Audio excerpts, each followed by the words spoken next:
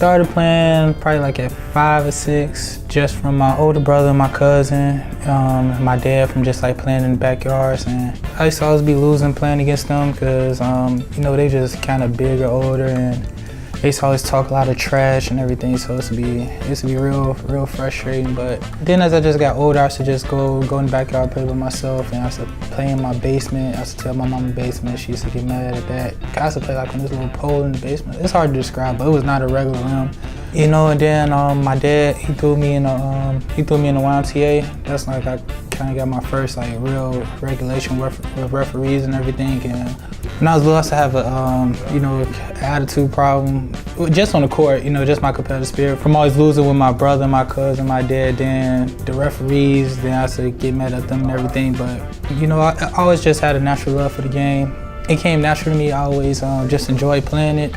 I learned really most of the game just from watching the game.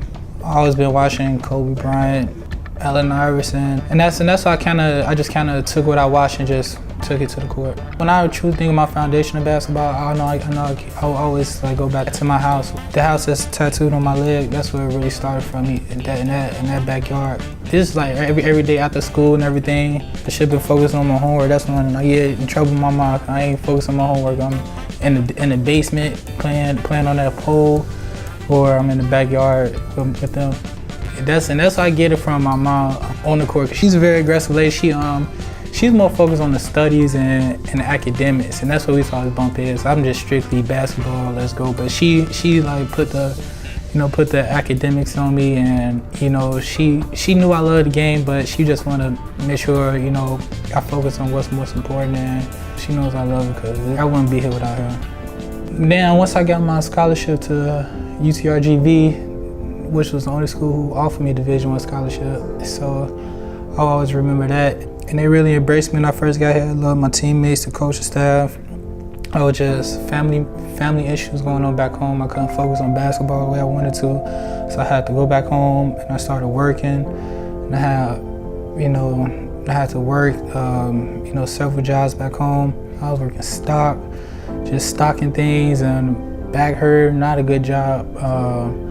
You know, I couldn't wait to get off. First one out the door, ready to go. I haven't been back to the store since. They don't want to miss them or nothing, but it was a job. It was just something I had to do. I had to find a way, you know, get some income for the family. It just worked. And it was real frustrating because that wasn't something I was comfortable doing. I always had the confidence I could still play. I just didn't see the light or the vision at the time. I just didn't know if the opportunity would present itself again. I worked so hard to get here.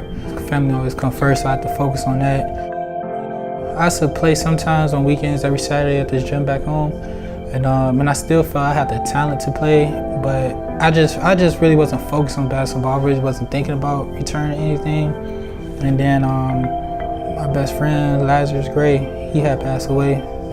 That's why every time I go to the free throw line, I tap my hand because of him, because you know, he always instilled in me to keep pushing. Even when I went back home, he always say, man, you can do it.